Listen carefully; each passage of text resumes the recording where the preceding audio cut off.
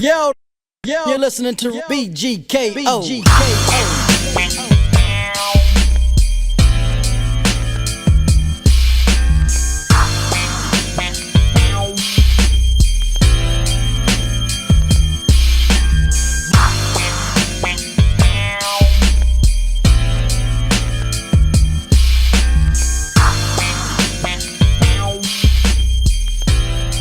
What up? This is BG Knocc Out from BG Knocc Out TV. I'm here with my lovely cousin. This your girl, B Lavish. What's up, cousin? Oh, man, you already know. We got a great interview tonight. Yes, we do. We're going to take y'all back a little bit. All the way back. Into some history of real hip-hop on the West Coast. You know what I'm saying? Up. Yes, indeed. So we got the homie in the building. We got Kokane.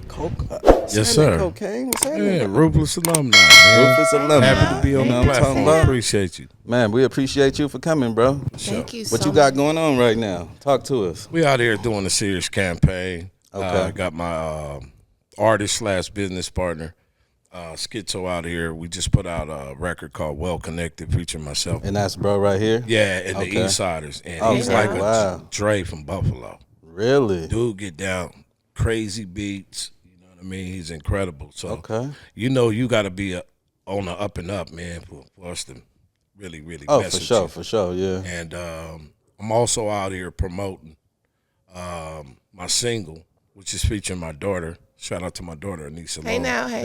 It's a single called F What You Going Through. Okay. And that's off the 3-album project called The Funkin' and Bitches of Dr. Kokane.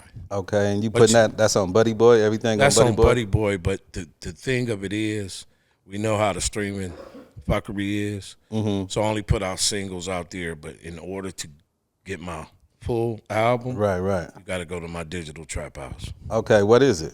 That's at www.buddyboymusic.com. You spell it BUDE as in Eric, BOY, music.com. Okay, for sure. It sounds good. Yes, sir. Okay. And so you working with your daughter a lot, man. I've been seeing y'all do y'all thing for the last, it's been some years now, right? Yeah.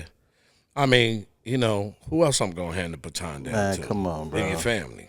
Exactly, yeah. And I've been working on since she was like 12 years old. Damn. She came out with a project on Starbucks that helped bring clean water to different other parts of the country. Oh, dope. Wow. So, like Flint and all that shit. Yeah, so she's been on her humanitarian tip right now. She's 27 years old. Dope. Okay. And the thing that I told her, because she always would want to say, man, Dad, when you going to put on my album? I said, nope. Yeah. Kind of like Kung Fu, take the pebble out of my hand. Because I want her to feel the essence of the music industry, how brutal it is, how backbiting it is, just as well as, you know, controlling your own independence and autonomy. You can bubble. Right. So now she snatched the pebble out of my hand. Yeah, that's dope, man. She doing her thing. We about to put out a project on her. Incredible. She's like daddy, like daughter. She busts and she sing. Damn. And produce. See, I ain't never heard her rap. I heard some of her songs though, but I never heard her spit. Oh, she spit. Damn, that's hard. So she took after you more than your sons. Yeah, everybody else is in college. Yeah. Which I'm glad. Yeah, for sure. Hell yeah. But everybody's doing good in college. I got kids taking that. Working, trying to get to NASA, not trying, but getting to NASA. Okay. Chemistry is, you know. Okay. And I'm glad, you know what I mean? That's beautiful, like that, bro. You know what I mean? Hell yeah. So look, let's give us some background. Like, so I know you because we came under Eric. We came under Eazy-E, right? Rest in peace to the homie. And when did you come around? Did you come through with Above the Law or did you come through on your own? Like, how did that go? And what year was it? Nah, when I first started my career, it was 1984. 84, okay. 41 years ago. Yeah. And then originally I did a song, was supposed to put out my record with Uncle Willie Hutch. Okay. Willie Hutch is a great R&B singer. The great Willie, Brothers Gonna Work It Out. Yeah, I for Choose sure. You. It's a real player. Yeah. That didn't work out, but I respectfully, you know, left because he wanted me to be on more of the Brothers Gonna Work It Out. And, you know, we was like spitting that shit. Right. It was like, I can't really do that. So I respectfully left. In 1988, I was going to sign with Bobcat. Okay. LL Cool J. Yeah, his DJ. Yeah. But he had to go on the road. the following year came in 1989, and then that's when my cousin Hutch, shout out to Code 187 from Above the Law. Yes, sir. He scooped me under his wing. I signed a production deal with Laylaw. Okay. Rest in peace. Rest in peace to Laylaw. Called Law House. Yeah, Law and House. then we did a 3-song demo in 1989. Shot the kite to Eazy-E. It didn't take long for me to sign because he felt like, you know how Eazy talk, man. This nigga bipolar with this tongue shit. You know what I'm saying? Yeah, smoke these grape nuts, nigga. You know what I mean? With the licorice papers. Huh? Yeah. So that put me on, and I had to wait the following year for Living Like Hustlers to come out, which came out in 1990, and we had the chance to go on the only NWA tour it was in Brixton, London. Damn. It was NWA, Above the Law, and Kokane. Dope as hell. So that was an experience of a lifetime. Then in 1991, I was to put on my record. But when I was putting out my record, I came up with a cut called Nickel Slick Nigga. Nickel Slick Nigga. I was going to ask you about that. Yeah, and all the homies, everybody in the streets was waiting for Kokane. Yeah. But see, the FCC laws wouldn't permit Epic Records to go ahead. They came down on them. Like serious, because it's the most controversial name in the game. Yeah, for sure. And right when I was going to put on my record, they called me Who Am I?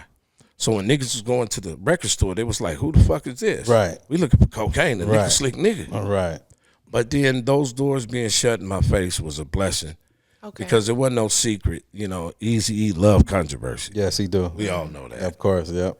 And it allowed the fellas to say, well, fuck Epic Records at that time. Yeah. You know what I mean? And they invited me on their project, Above the Law, Black Mafia Life. Yeah. That went platinum too, right? Yeah. Yeah. And the Niggas for Life. Yeah, for sure. You know what I mean? Because I wrote Eazy-E's 10 Gangster Commandments on Appetite of Destruction. Whoa. So in 1991, I was like, fuck it. If they don't play me on the radio, I got a platinum record. Goddamn right. Like, who cares? Sure, that's dope as hell, man. So, cousin, do you want to chime in? Yeah, so I actually do want to ask you a question. So when you were actually making your debut album, and it was in 91 when you did do that, what type of like pressure did you have on yourself from transitioning from writing songs, you know, for others and then coming into your own? Oh, it was easy. It was easy. Like easy. So did you feel like it was like unmasking? Well, what it is that, you know, at Ruthless Records, you had a certain level commit to excellence. Okay. You know what I mean? You had to bring it. Yeah. If you didn't bring it, Eric wasn't fucking with you. Yeah. Right. You know, so I was just an excited kid with this, you know, coming from Pomona. Right. You know, and this Compton brother putting Pomona cats on and South Central cats on too. Right. Yeah. And I was like, shit, put me in the game, coach. Because I'm gonna put my nuts on their chin when I dunk this shit. That's my attitude. Right. Yeah, you know for what sure, I'm saying? I'm gonna go in there, it's Kokane, and do all this funk shit, but at the same time, I'm an MC, I bust. Right. So when Eric really gravitated towards, you know, he was already on Above the Law. Okay. Because they was one of the most prolific groups to come out the West Coast. Yes, sir. Right. And then when he seen Kokane, he said, I got my George Clinton. That's what Eric used to say. I got my George Clinton, Rick James, and a nigga, boy, she crazy. It's Kokane. So I'm actually from Azusa. And so being from Pomona, you know what I'm saying? I know that it feels like kind of out of the way because, you know, it's on the outskirts. Like, they don't really know about that. If you're from LA, you do though. I mean, if you're a real LA baby, you know about Pomona and everything around it. Yeah, okay. Yeah. So but I understand what you're saying then? because this new generation, they might not really know about Pomona in the way that we do. Right. But like I was telling him outside, we used to be in Pomona in the 80s. I used to be out there with like 6, 7, 8, 9 years old. Running through Pomona. So the culture of music now is what I want to ask is how everything is since you guys, you know, back when you guys were actually active in music, like, what do you guys perceive this new genre of music and how they do it? Like, what is your opinion of how some of the artists carry themselves with the rapper, like how the rappers are now? They're totally different from you guys back then to now. Well, this is the internet generation. Okay. Yeah. It's totally different. It's AI. Yeah. And you can't blame all the youngsters for really gravitating towards that. Correct. Because it's just sad that a bunch of ignorant bullshit overshadows the real young, talented MCs and musicians out there. Yeah. Because there's some real talented young MCs. Yeah. But because of the internet generation, it moved from music to a gossip drama type of situation that have nothing to do with music. Right. You feel me? Okay. So, you know, we had to go through the mumble rap situation. We had to go through things because when we was growing up, it wasn't cool to just be on drugs. Yeah, yeah. You know, it wasn't cool to do certain things that are accepted now. So with this internet generation, it mixed it in with the real and the weirdos. Okay. You feel me? Yeah. You don't know who's buying that keyboard. Yeah. Correct. And it became mostly a gossip-orientated situation. But now it's really starting to revert back. It's because people getting tired of going to shows and then, your baby ain't coming on. Yeah, yeah. People are tired of the rhetoric. Like, when Eazy-E signed us, he said, look, leave all that gangbanging shit over here. Okay. It's cool to rep your shit, but at the same time, we selling records to Crips, Bloods, SAs, white folks, Asians. Okay. Because gangbanging ain't got nothing to do with selling records. Right. Right. Now, we knew that, BG, from that time, but when the internet came in, you know what I mean? It's just like, you know. Now it's streaming. And Yeah, it made it too Streaming, accessible. I fucked it think up. it's like It back fucked it back up. in our day, you had to know music. Like you couldn't be a producer like a producer is today. Okay. Laptop and have a program and learn, you know, like Fruity Loops and all this shit Yeah. and make beats. You had to know music theory. Like you had to know how to read music. And if you was an engineer, you had to know something about engineering. You had to go to school for this shit. So it's like that's why the music is so classic, because people really knew their craft. Okay. Like a rapper, all he got to do is rap. It's up to the producer to produce the record. Once that dude come out the booth doing his lyrics, the producer got to fill the record up and make it a fucking record after that. Correct. And so I think with this generation today, they don't really know that, because the producers are beat makers now. They not producers. Right. You know what I'm saying? They Right. just people that just know how to put some sounds together. But Right. producing a record, it's a lot that goes into it. It ain't just no easy shit. You know what I'm saying? Back Like, in the days, we had the splice tape. yeah. It was more of a 2-inch tape, analog. Wow. But the music and the frequencies was on there was so heavy it hit your soul. Okay. Now, the digital part makes it thin. It's Diluted. AI, and it's not. It sound it's airy. not- It don't even sound heavy. Like the beats ain't even heavy no more. It's hard to find that sound. Yeah. But now it's starting to revert back to that because because of what Kendrick. hip hop. Yeah, Kendrick had a lot to do with. Oyster. Yeah. You know what I mean? Yep. And it's like there's people still vibing in Germany, Africa, Japan off the music that we created years ago. Okay. And that's how we were growing up. When we heard our George Clintons and people from Motown, that was 20, 30 years back. Okay. But when the internet came in, it didn't allow the generation to go back like we went back 30, Right, 20, right. 30 years ago. Okay. But now it's getting back to that because, you know, unfortunately you can't sign an autograph on a digital copy. Yeah. You really can't. And see, and that's why now in any of your albums that you have coming out or anything, do you also do like the vinyl? Because that is somewhat of a thing. Some of the artists do actually purchase vinyls, or they sell vinyls. So that way it's like a collectible. Have you ever had, do you do that, we do or- vinyls, you do vinyls? USB cassettes. Okay. We So- stick to the script. Like we Right. linked in with Violet Brown and going to Abbey Road. Mm-hmm. You know what I mean? Because I mean, people still wearing Chucks. People I'm- still riding 6-4, so why fix it if it wasn't broke? I'm Right. gonna tell you, like a lot of people be sleeping on the vinyls, because when artists do put their music on a vinyl, you actually are winning, because it is actually kind of I would say like an Like a a keepsake. collector. Yeah, A collector's item or a That's what I keepsake meant to or say, a something like that. collectible. But you know, that know? nigga Quick had broke something down like back in the day, and he was talking about how when we used analog, right? He was saying how, like, remember how we used to be in the studio with E and shit up there at Audio Achievements? All the energy from everybody, like all the people that's in here, all the energy that came with them would go into the record as well. Absolutely. Because analog picks up the energy in the room. Whatever in the room is coming on the tape. You feel what I'm saying? And now because everything is digital, that energy doesn't fit. You know what I'm saying? Because it's coming straight from here into the thing as opposed to it coming from the atmosphere. Right. You understand what I'm saying? So that's why a lot of them records was dope too, and that's why a lot of new artists they still record analog. Okay. You know what I'm saying? They like Kendrick. I think what was that album he put out when he was in front of the White House when he took that one picture, like what's it? To Pimp a Butterfly. He did that in analog. Right. You know what I'm saying? So that's why that album's so classic as well. Right. You know what I'm saying? Yeah, and everything has energy in it. This couch. Yep. Yeah. This table. Correct. Everybody in here. Yep. You know what I mean? And the thing about analog, back in the days, it was wild. The old music industry used to do, the dark part, used to pray over those masters to Satan. Wow. Wow. Because everything has energy in it. Yeah. It does have energy, yeah. And the tones and the frequencies are different, you know what I mean? Mm-hmm. Versus digital Yeah. to analog. Analog is like human, digital is like AI. Yeah, for sure. So Coca, what got you into the funk sound? Like, was it your pops that used to be?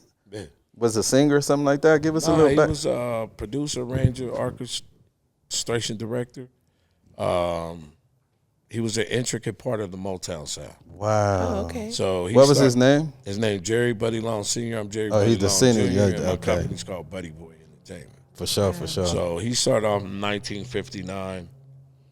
Was on the Little Chapel record. You can go ahead and look him up. Credited with Little Richard. Yeah. He also did shit with Frank Sinatra prior to going to Motown. And some of his works include Just My Imagination, Papa Was a Rolling Stone, Wow. Keep on Trucking, just over 500 musical compositions. That's dope. That's where I come from. Kind of had the cheat code. Yeah. So it's in you. Like you was on. born with it. Yeah, Yes, on the sir. real. So what like particularly got you into like the George Clinton like thing? Like what was that attraction for you? That space, because that's like for me. That's like your signature for me. 1979, or 1978, I had a chance to see the mothership come down. Whoa. I was a little shorty. Yeah. And when I seen that, I was blown back. I was like, man, I'm an alien. Right. I'm a space baby, because they really made you believe that they were from outer space. Yeah, for sure. Yeah. And it just, back then when the hip hop was coming around and R&B, soul music, it was like a big pot of menudo. Yeah. I mean, it's all these different facets of music Right. that we had. And growing up, we always, my grandparents, because I stayed with my grandparents in Pomona, they always would play jazz and different other things. And then we had our hip hop and we had our funk. So exactly what I'm doing now in 1984 with the singing and rapping, I was doing that long before you Drakes, long before anybody, the way I do it. Right. Now, Slick Rick was doing it. Right. But the way I do it, with the actual crooning and singing, I was the first one. That's dope. Give us some of your discography too about like all the features, because you in the Guinness, you in the Guinness Book of World Records. Right now we're working on that because there wasn't no lane for that. Well, no category. You know what I mean? Yeah. People did features, but not like this. Right. And that door being shut in my face in '91, getting on NWA stuff, was a safe haven for me to do features. Yeah. So from A-list artists to just independent artists, I was able to work, not take no days off for over 35 years, man. Yeah, give us some of the background of some of the greatest records that everybody know. Like it's people here that know who you are, but probably not know that you own these records. Like some of the big ones, like because you got some hell of a features. Of course, NWA. NWA, that's already big. Yeah. Above the Law, Black Mafia, like Uncle Sam's Curves. Yeah. E40 Records, Too Short, even Puff Daddy. Man. Puff Daddy. Yeah. I want to ask you a question. I want to ask you a question about the Puff Daddy. I want to ask I'm you. on a lot of Diddy. shit right now. I want to ask you a question. I seen something. It was an interview that you did. And I'm just curious, when you went to this club and everything happening, I mean, is just encountering P. Diddy, is he weird? Is he weird, or does he give off a weird? I'll tell you like this. At that time, Donnie, rest in peace from 6-0. Him and Big D was Big D and Donnie, yeah, rest in peace, Donnie, yeah. And they had him on the line, and you know, like a lot of people go through that. Who was this? This Puppy, man. I like your shit, man. I'm like, nigga, click. Yeah. So the homies hit me back and was like, nah, this shit, Puppy on you. And being mindful, Puppy, Hawk, Biggie was on us years ago above the law. Okay. You heard Biggie rapping on Black Superman, who were called Notorious above the law. Okay. And then ironically, Notorious B.I.G., yeah. Right. And ironically, he got his style from King T. Okay. So they were really on the West Coast. Yeah, yeah. So once I went out there, I went to Miami, and it was cool. You know, Faith Evans was there. She was married to the brother from Compton at that time. Just a lot of cats. The dude who sung Whoa. Rob, Black Rob. So we was all there, and he was like, man, I like the shit you did on Dre shit, Snoop shit, all that. Yeah. Like, okay, you know, I'm out there with G-Vise on. Right. You know what I'm saying? Some biscuits. Right. And I'm like, you know, they different. So we went by the studios, and I knocked out like 2 songs because he had left. And you know, I work fast. Right.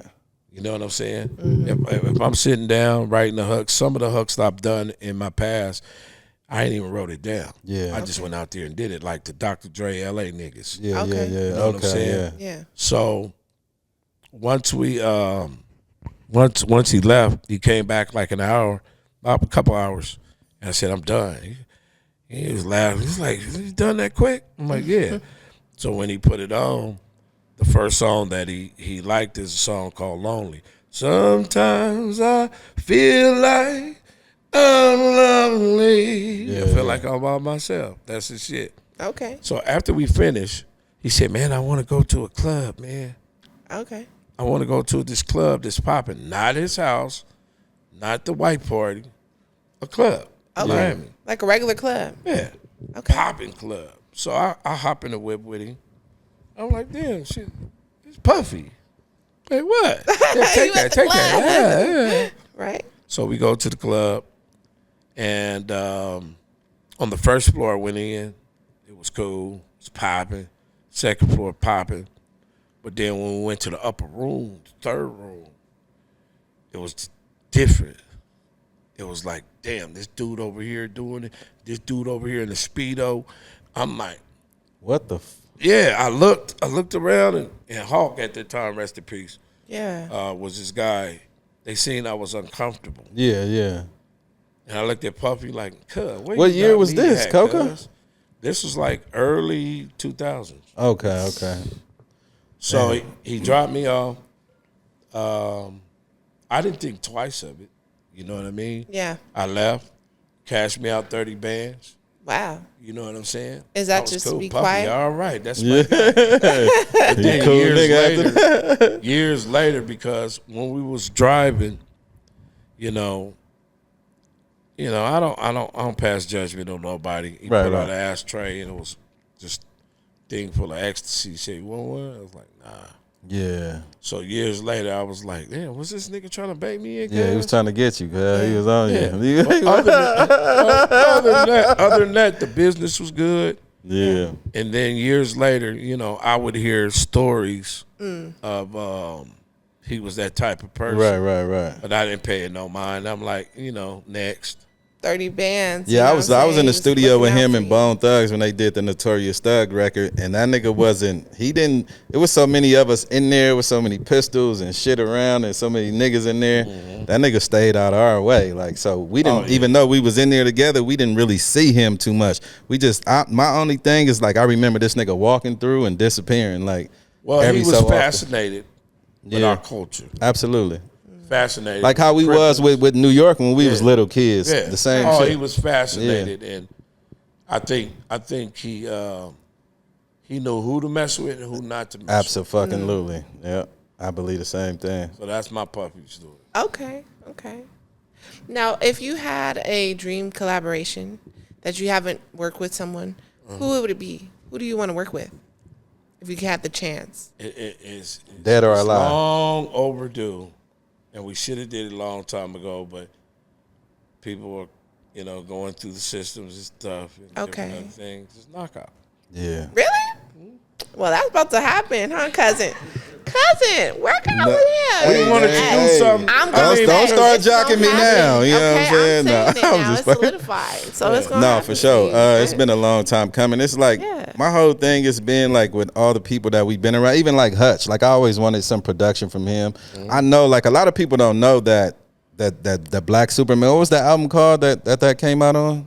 With that Hutch was on Uncle Sam's Curse. Uncle Sam's Curse. So wasn't the first Chronic, and it was 2 albums, right? It was they had a lot of the same samples or something like that. What it was, we was at Appetite of Destruction at the Wells Fargo when they was filming the building. Yeah, that one. Yeah, I remember.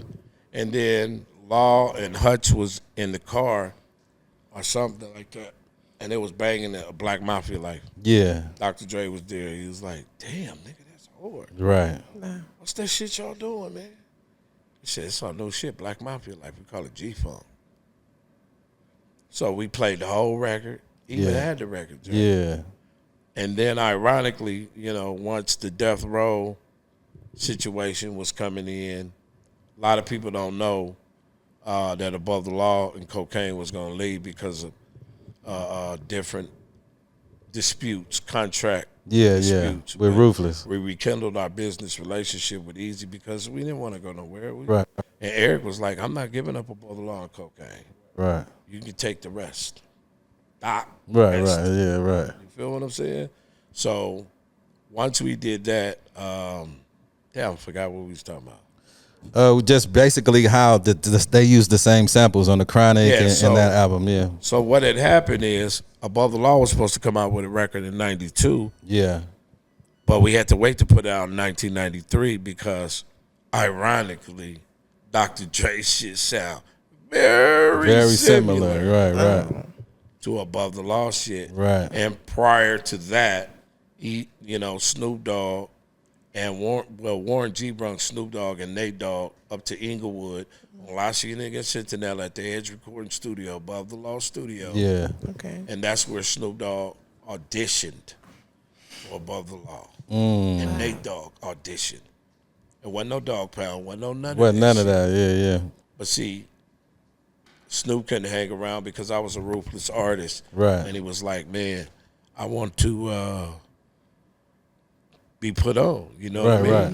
A lot of people don't know Snoop was going to be signed to Ruthless Records. Right. But Warren G, of course, took this tape over to Dr. Dre, and Dr. Dre personally called Hutch and said, "I know you're working with Snoop. I know the white boy Brian worked with y'all." He said, "Man, what do you think about? I want to put a record out on." Hutch said, "Man, go ahead." So Hutch gave the blessing to Dr. Dre for Snoop. Wow.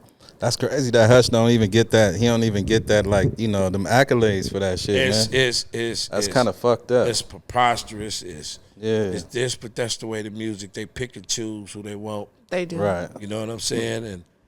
But we don't live with no regrets. I'm not mad at those gentlemen. I came back years later and kind of helped Snoop. Okay. Turn this whole shit around from the sound of No Limit. Yeah. And now you hear Kokane on 8 songs. You hear Kokane on 11 songs on Deuces and Trey. So they knew where the, as an architect of G-Funk. Right. Where it came from. That's dope. Okay. So it really catapulted his stuff and helped turn this thing around. But we were all partners before, man. Like, I remember Warren G always used to talk about Snoop at Audio Achievements in '89 when him and Jewel, rest in peace, used to bag on each other at Audio Achievements. We were all family. Suge was my actual manager in '89. Yeah, I grew up with Jules too. Like a lot of people don't know that Jules is from my neighborhood. Like, so everything. With that being said, you also got to realize the success of Death Row would not happen unless Ruthless Records, for sure. Because Suge was all the same people. Suge was a bodyguard for Ruthless at that time. Yeah, he was DLC bodyguard. Yeah. He used to manage me. In fact, I got my first Ferrari, and Sterling from him and Ron Brown from Oh, the Ram nigga. Yeah, I went in Anaheim. That's the nigga they used to send that nigga with a check. That nigga Suge used to send him with a check with $50,000 to try to get me to leave Easy to come sign with Death Row. Yep. Through that nigga Ron Brown. Yeah. That's crazy. Yep. Wait, so you mean to tell me that that Suge was actually Suge was playing chess. So Suge was trying to he was trying to like, you know, like he know, because he been around the music industry for a long time. Okay. He know that when you're a young artist and you coming into the music industry and you're around all of these people and they're own and they have money, he know you don't have no money. You know what I'm saying? So if you was a young nigga and you didn't have no principles, he knew money can lure you in to get you, you know what I'm saying, to come another way. And that's what he was trying to do. But luckily, I was a principled young nigga, and I just didn't fall for that, because I was still selling drugs. You know what I'm saying? Every time I went in the studio with Eazy, I had rocks in my pocket. You know what I'm saying? Like I was coming straight off the block to come up there. You know what I mean? But I wasn't starving like that. But I did want that 50 grand. Don't get it fucked up. But I wasn't finna go against the homie. You know what I'm saying? For that nigga. So we should have respect for Above the Law and Kokane. Yeah. Because outside of what NWA, you know, Eazy was the gangster. Right, absolutely. You know, Porsche Geller and Dr. Dre came from the Wrecking Crew. Right, yeah, of course. Lonzo, who was a big factor of the West Coast. Absolutely. You know what I mean? Shout out to Lonzo, for sure. But everywhere we used to go, we used to fight. Cash used to bomb on big ass, bop. Yeah. Because we was like they henchmen. Yeah. You know, niggas was claiming they wasn't smoking weed on records. Right. Nah, we Above the Law, Gomac. I mean, Gomac had a K5 at 15, nigga. On the east side. Wow. On the east side. I mean, all them were real to the core. Right. Look, we was doing business. I can say this now. Nigga, we were doing shows. We had chickens in the back. Damn. Eazy said to stay away from them. Nigga like, fuck that. He said they was like living like hustlers. You already know. Because Eazy showed us, and NWA showed us the things that were going around in the hood, and this is the way it is. Right. But then Above the Law showed us how to be rich gangsters. Right. Which is every nigga from the hood want to be. You know what I'm saying? Like back in them days. So they was the first ones rolling in cigar boats. Yeah. Way before Jay-Z. Yeah. Nigga, you niggas is late. Right. You feel me? Right. Above the Law, we were the first one to being able to have 3 cop cars behind us in a big paddy wagon. Not a paddy wagon, but one of them things where, you know, a Brinks truck. Yeah. That was unheard of. That was Norman Winfield that did that. Okay. That was our publicist. Wow. So Above the Law really set the tone, and Kokane, as far as the architects. Right. We were coming to Ruthless with something different. You know what I mean? And I remember when Eazy said, "I'm about to sign this group, Bone Thugs and Harmony." Yeah. And we heard that shit. And no disrespect to the homies, I love them. I understand them. Right. And my peoples.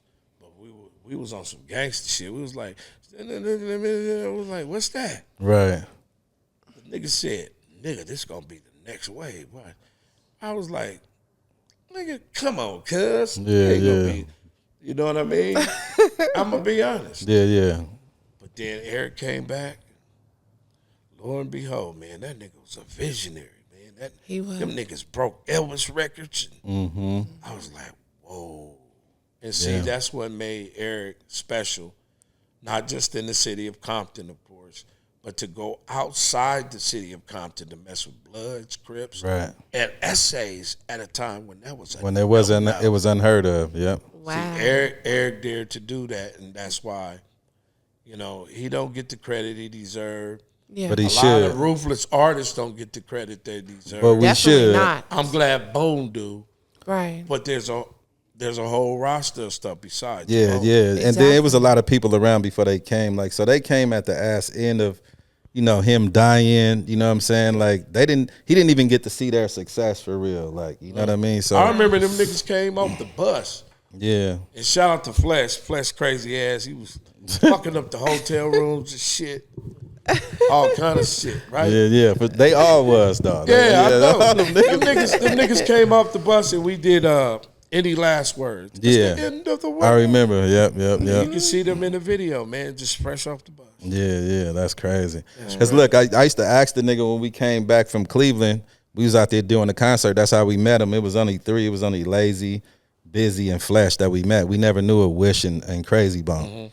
So when we brought them backstage and shit, and I was telling Eazy, I asked them niggas, I was like, you niggas go to school? Y'all got jobs? Like, they was like, nah. I told Eazy, put them on the bus with us. Nigga, like, take them down. Like, these niggas is hard, bro. Because they did some shit that I'd never seen done in rap before. So I was encouraging the niggas. Were we out there together in Ohio? We probably was. In Cleveland. Yeah. They got the keys. Yeah. Yeah, we were. Yeah. You probably was with us.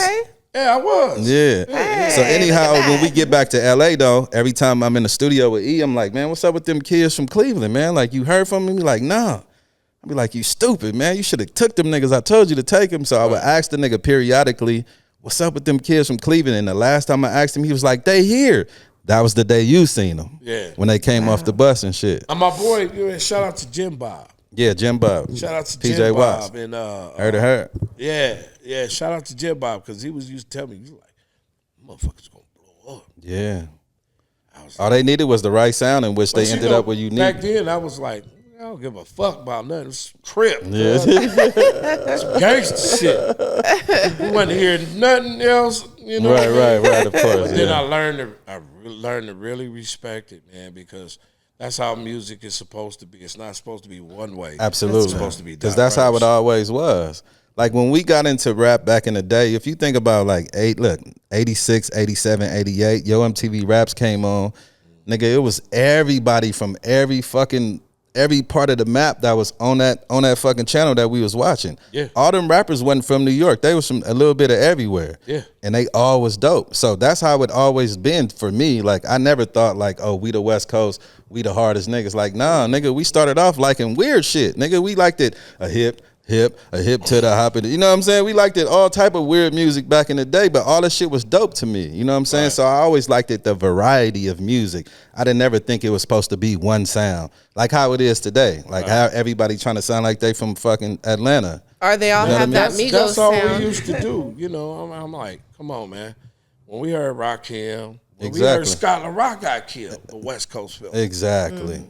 Like we used to gang bang off Run DMC, Goddamn and right. Beastie Boys, and Goddamn all that right. shit. Goddamn You know, right. we got it from them, and then Ice-T being from the West Coast pioneer, being from the East Coast, and that's ironic because Tupac is from the East Coast, and I was born in South Bronx. Yeah, that's crazy. You feel me? That's crazy. And most of the people in LA migrated from the South. We came from the South in the Midwest. That's where everybody from. I'm first generation California from my parents. Right. They was born from the South. Yeah, that's what I'm saying. My mother was born in Indiana. My father was born in Ohio. Always dying. You know what I'm saying? Yeah. So That's crazy. yeah, on the real. That's crazy. Yep. That's why we came up with them same values like the people in Atlanta got. You know, don't talk. You know what I'm saying? When grown folks speaking, get your ass out the way. Yeah. All that type of shit. You know what I'm saying? Like making food from scratch that people don't get to see today. You know what I mean? Starting Thanksgiving a week ahead. Yeah. Because you got to make all them pies and shit. You know what I mean? Like, yeah, we had all them values. Granny in the kitchen cooking bean pies. All that shit. On the real. Yeah. So give me some of your memories about Eazy, bro. Like, what is some of the shit that you can say, like good, bad, ugly, whatever. You know what I'm saying? Some of the memories that you got. I can't say nothing bad about Eric. No, I ain't saying that. I just want you to share some memories like that you had with him that kind of stand out in your mind. He was the first nigga I seen with a grenade. Wow. And a grenade. Bro. And an HK. A grenade? Am I lying? No, you ain't lying. He had a grenade I didn't- on him? Nigga had grenades at Norwalk House. This Nigga what had I'm grenades. I was trying to get him to go around these parts, but go ahead. Thank God the homie rested in peace. Yeah. Nah, yeah. that nigga was a warrior. monster, He was bro. A gangster. Like, Yeah, he was. And then he used to, he was a prankster too. The nigga used to love to play jokes on niggas. He roll these Rizzlers and shit. Yeah. And he say, "Hey nigga, smoke this, nigga." I swear that was heroin weed. What? How you can get heroin in the weed? Nigga, it wasn't, but it was that potent. It was fire. But he yeah. used to laugh at us. Eric was so much of a practical joker. You'd be like, Wow. I can't believe this nigga did this. That nigga was crazy, bro. But he brought all the girls, huh? Oh, for sugar Oh, daddy. man, Fuck you mean? Listen to me. Back in the day, Look, that nigga Biggie had a line. He was like, something in my barrel, bitches. Be in spots where there was no bitches. You feel me, right? So sometimes when you go on tour, you might just be on a layover, which means you just gonna go to a city, go to your hotel, go to sleep, wake up and fly out. While we come out the room in the morning, this nigga got a bitch. Like, where'd this bitch come from? You know what I'm saying? Like, the thing of it that nigga was cold, when bro. everybody, you know, that's the type of lifestyle. Yeah. You know, back in the early 90s, Yeah. you know, we would have girls in the room and different other things. Everybody be talking. Chilling. We didn't want Eazy to come in the room. Yeah. Oh, you didn't? Because he gonna take your bitch. He gonna take everything. All the bitches. All of them? Swear to God. All Out of of there. them. He can handle all of the girls. Man, he was the first gangster sex symbol I ever saw. He was a special little bitty nigga. That nigga was special, How tall bro. was Like, he? His charisma, Easy is probably 5'4". Yeah, something like 5'4". that. 5'4". Yeah, he was short. But he made He was a up for powerful nigga though. Like Wow. he probably was like the tallest nigga in the room, but even though he was the shortest for real, because just his presence, like His presence. it was powerful. Like Yeah, it was it's hard to powerful. explain. Yeah. him and I used to tell him, used to joke with him and Seaweed, cuz. Yeah, burnt out. Seaweed, burnt out. Double ass the homie seaweed burnt. Yeah, but Damn, we big had man, a rest in ball, peace. man. Yeah. yeah, we had a ball, man. For sure, for sure. So what you got going on? So we in Las Vegas, right? And you came out here I know you came for the podcast. We appreciate you coming. Wow. Much love, you know what I'm Thank you saying? so Hopefully much. we can get in the studio before you leave. But what else you got going here, you know, in the next coming days?